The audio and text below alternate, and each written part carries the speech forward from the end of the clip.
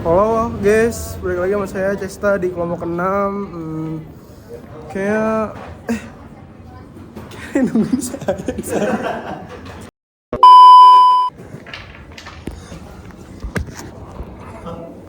Bentar ya Bu, naruh catur dulu biar culture. Itu buat ini ya. Ya kan ini kan nanti out of kamera. Ya, jadi kita sekarang mau ngapain, Kak? Kita panggilnya kakak aja ya biar. Bu, ini yang biru mending ditaruh di putih apa yang di hitam, Bu? Serah sih kalau itu kayak Putih kayaknya, biru putih kayaknya. Biru putih ya, Bu? Ya, oke. A few moments later. Ya Kak, kita sekarang mau ngapain, Kak? lupa lagi mau ngapain di sini. Kayak Mau ini mau baca ini. iya ya. Oke, ya lagi bentar. Ngomong dulu dong kamera. Mau bacain ini sambil main catur.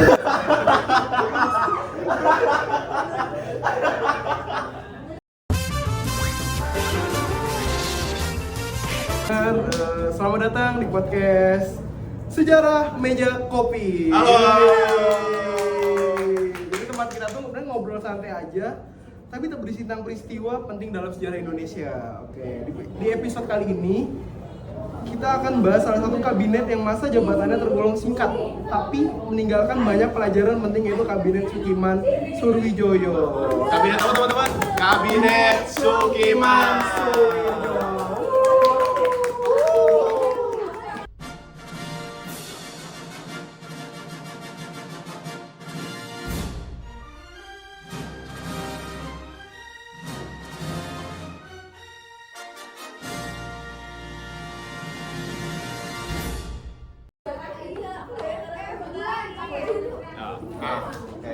Tentunya saya sebenarnya di sini tuh nggak sendiri ya. Jadi kayak oke, sudah hadir 4 narasumber yang udah saya siapkan dari jauh-jauh hari nih. Hampir 2 semester yang lalu lah udah saya yang siap menemani ngobrol kita pada hari ini. Yuk kita sapa satu persatu, siapa aja sih narasumber itu? A few moments later. Oke. Halo, nama saya Raka Nandia Taufik, bisa dipanggil Raka, dan saya narasumber yang akan ditanyakan oleh Kak Cesta. Perkenalan, nama saya Sulaiman Suraya. Saya akan membahas tentang Kabinet Sukiman, tentang kebijakan luar negeri yang penuh dengan kontroversial. Hai pendengar, nama saya Navarro. Saya akan menjelaskan program kerja utama dari kabinet ini. Yang kita lanjut aja, yang satu lagi ditanya. lanjut. Oh, ditanya. Oke, tanya. Perkenalan. Siapa sih? Nama Dia saya sebenarnya ini tuh. Muhammad Dafal Zakwan. Saya lahir di Bekasi 9 Mei 2008. Zodiak saya Taurus. Ya sepertinya Terima kasih. informasi dari narasumber ini nggak terlalu penting lah ya. Nggak terlalu penting lah lupa. Terima kasih, terima kasih. Lupakan saja dulu. Ya, oke, halo semuanya. Saya kenalin lagi nih siapa sih saya di sini. Saya adalah Cesta Algera Adiwitya. Bentar guys, Oke, bentar. kurang tengah guys. Nah gitu guys. Ini mau konsepnya aura-aura ini ya. No edit tadi. Oke. Oke.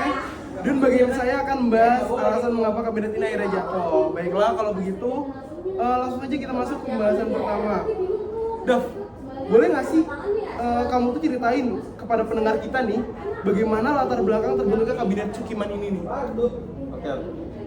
Sambil jalan ya, Ces. Udah jalan. Oke. Jalan. Ngomong dulu baru jalan. Oh, jalan dulu baru ngomong. Jalan dulu baru sambil ngomong. jalan Boleh. ngomong.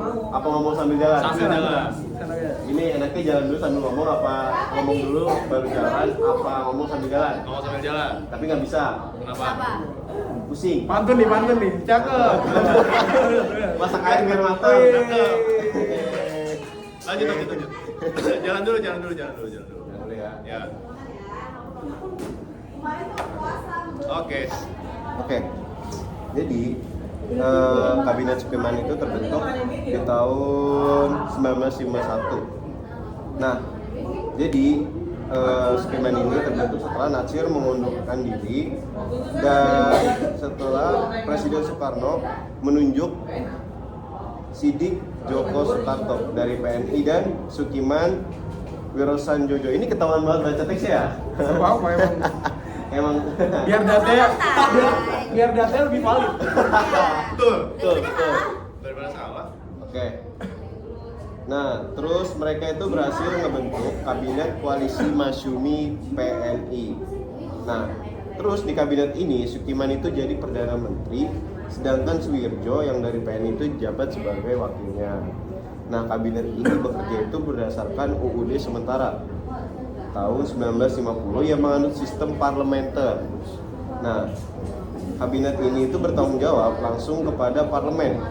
Nah, fokus dari kabinet ini adalah menjaga stabilitas negara, memperkuat keamanan, terus juga menyiapkan pemilihan umum. Nah, jadi itu Ces, kurang lebih latar belakangnya Ces. Oke, Dap. Jadi sebenarnya materi yang dibahas Dap disampaikan Dap itu benar menarik banget ya. Iya. Jadi kabinet ini muncul sebagai hasil kompromi politik ya, Dap? Betul sekali Ces.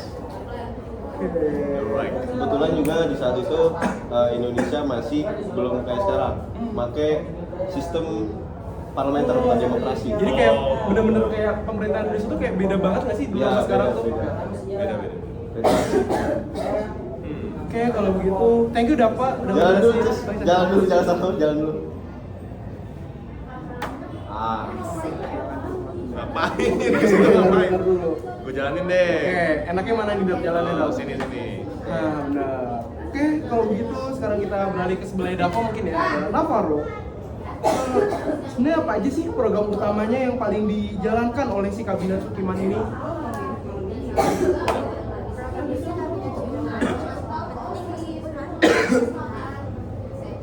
Yang pertama, meningkatkan keamanan dan ketertiban dalam negeri dengan penegakan hukum yang tegas. Nah, yang kedua, kemakmuran nasional. Kabinet menyusun rencana jangka pendek untuk meningkatkan taraf hidup masyarakat. Selanjutnya yang ketiga, yaitu persiapan pemilihan umum sebagai salah satu prioritas agar Indonesia bisa segera melaksanakan pemilu secara demokratis. Selain itu, kabinet juga merencanakan undang-undang tentang pengakuan serikat buruh, penetapan upah minimum, dan penyelesaian perselisihan keseluruhan. Oke, sebelum kita lanjut ke materi selanjutnya, sepertinya ada kayak penyerahan piala dulu ya. Bagaimana silakan yang akan disampaikan oleh Muhammad Dafa. Silakan. Saya sini berdiri selaku narator. Kali ini saya berikan pada kelompok 6 ya. Siap. Makasih, Mas. Silakan tanda serah terima. Oke, terima kasih. Terima kasih. Saya disimpan dulu ya. Taruh sini aja. Mas, bisa nggak Mas? Nggak usah begitu-gitu Mas. Maaf ya. Oh iya. Oke, kita lanjut nih. Wah, ternyata si kabinet Sukiman ini benar-benar cukup banyak banget ya kerja program yang udah dia berhasil lakuin. Jadi kayak nggak itu Tadi apa kerja program? program kerja sorry. Jadi Ayam chicken. Jadi si beda kabinet Sukiman sama kabinet pemerintahan sekarang tuh dia tuh banyak yang dikerjain, nggak kayak kabinet sekarang yang cuma banyak program kerja tapi nggak ada yang dikerjain. Keren banget. Sekali yang kerjain kagak bener. Oh. Inisial Ada. Ada aja. Ika ya. Oke, meskipun si kabinet Sukiman waktunya singkat, tapi kabinet apa ya kayak bener-bener berusaha memberi dampak yang nyata bagi rakyat, nggak kayak yang baru singkat pejabat tapi langsung ngeracuni rakyat. Iya lagi. Gimana tanggapannya?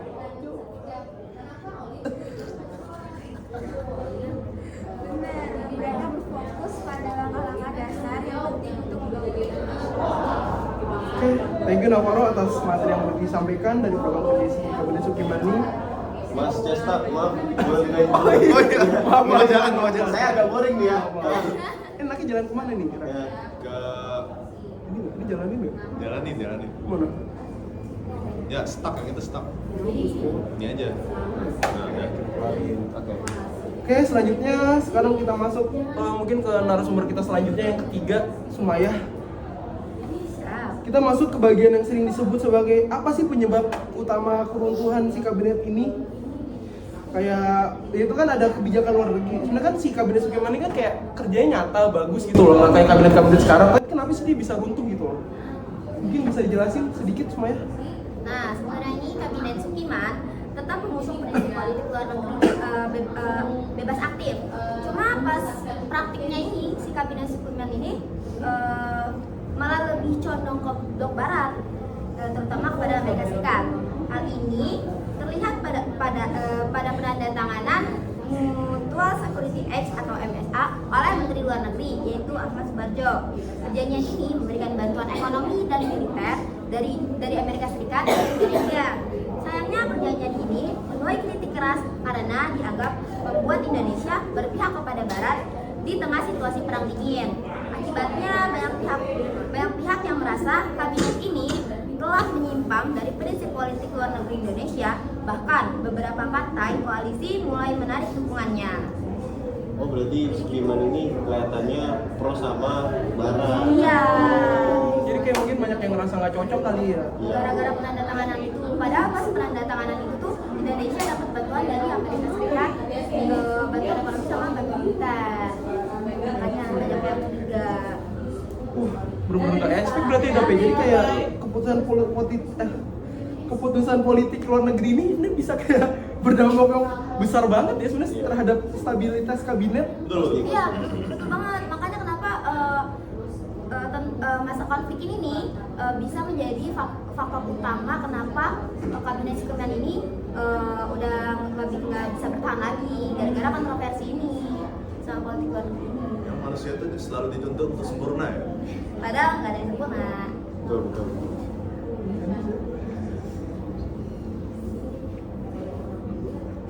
Oke.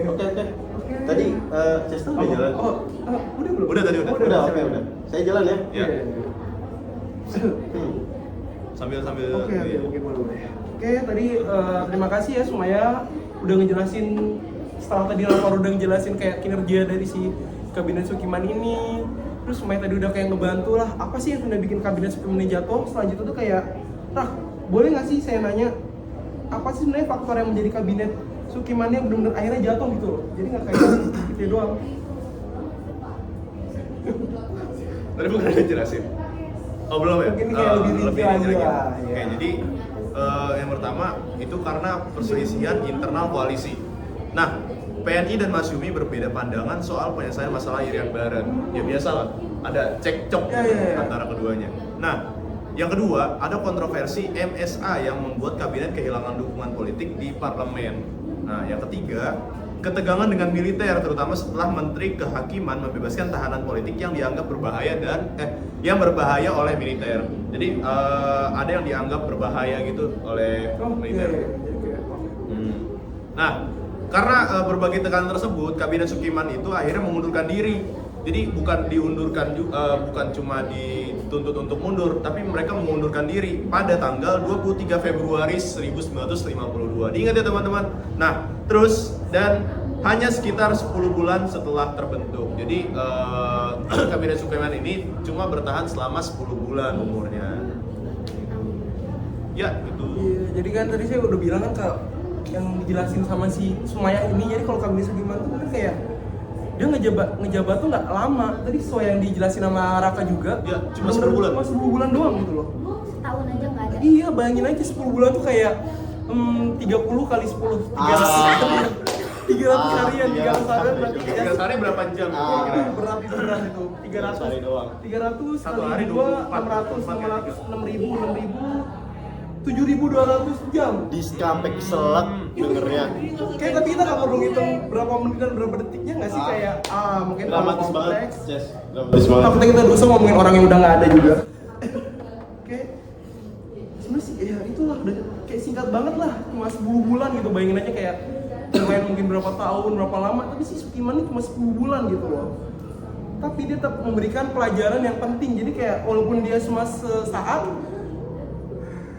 Saat apa nih? Saat. Tapi Apa? tungguin ya.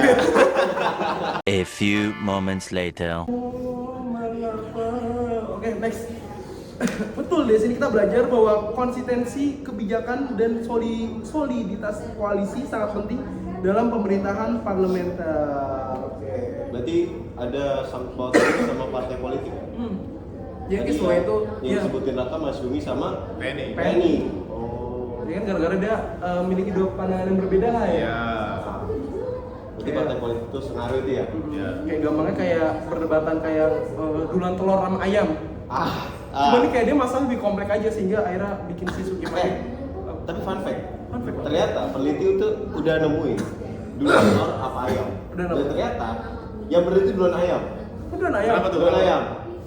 Karena kalau nggak salah itu ayam itu mungkin sebelum berevolusi jadi sekarang itu tuh beranak langsung. Terus tapi sekarang karena dia berevolusi, ini jelasnya di mana ya? Nih, pokoknya karena dia berevolusi, dia mengikuti lingkungan hidup sekitarnya. Akhirnya dia mulai berkembang biak dengan cara bertelur. Sebenarnya penting nggak sih? Penting lah. Penting ya. Fun fact-nya juga. Biar nggak ada perdebatan lagi. Bener. Oke, betul. Biar betul. nggak kejadian kayak Ayam juga sebenarnya dia hewan yang mandiri dari sejak keluarnya dia sudah bisa membuat telur gulung.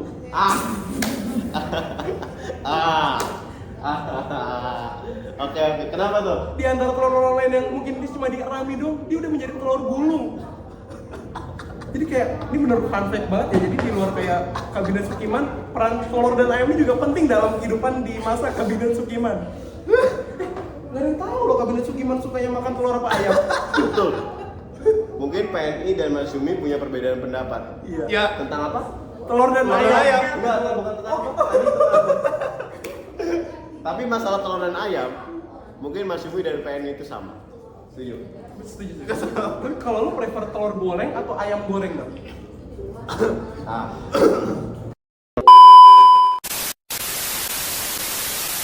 Oke, lanjut. Bahas ayam ya.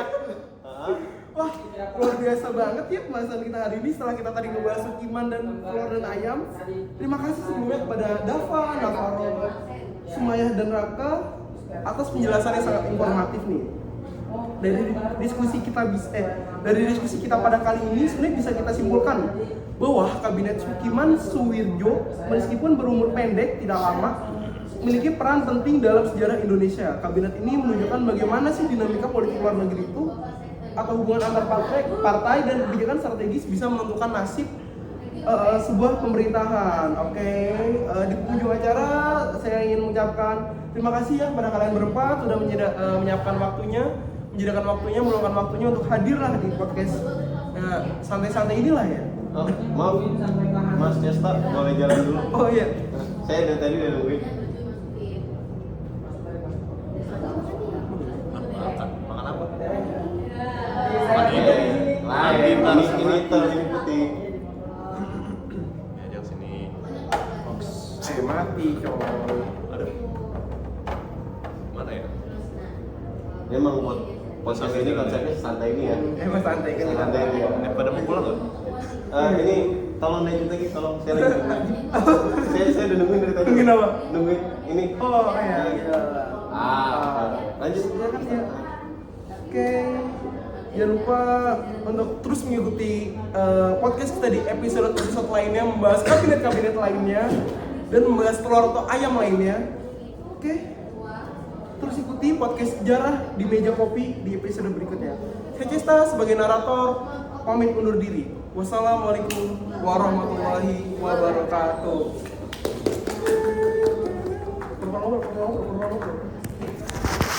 Udah. Fade out.